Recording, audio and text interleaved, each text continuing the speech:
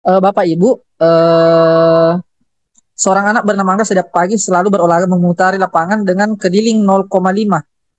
Jadi kelilingnya itu 0,5. Nah, kecepatan lari 5 kilometer per jam.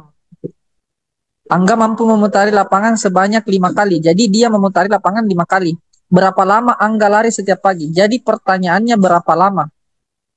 Nah, ini Bapak Ibu ya. Ini kita tidak perlu menggunakan rumus ya.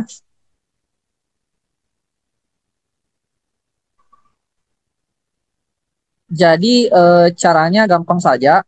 Saya hanya berputar sama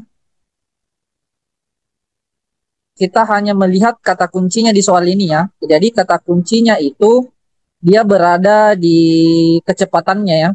Jadi kalau kita lihat di sini ada 10 menit, 20 menit, 30 menit, 40 menit dan 50 menit. Nah, kita kembali ke layar.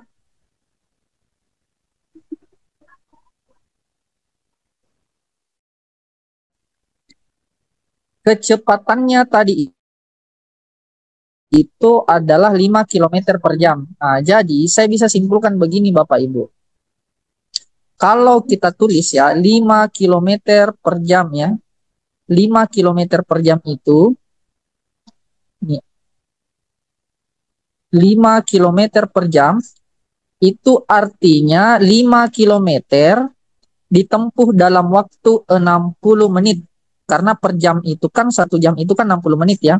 Nah, kata kuncinya ini saja Bapak Ibu. Nah, kalau kita sudah menganalisis bahwa 5 kilometer itu adalah 60 menit, maka sudah pasti kalau dia berlari 1 kilometer berapa menit dia tempuh ya.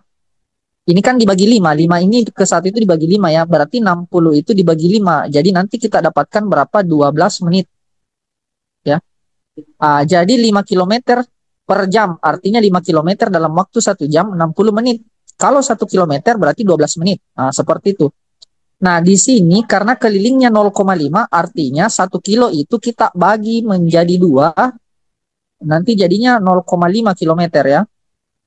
Nah, 0,5 kilometer, 12 menitnya berarti dibagi 2. Artinya tersisa 6 menit. Ya. Jadi karena 5 kilometer per jam atau 5 kilometer dalam waktu 1 jam 60 menit.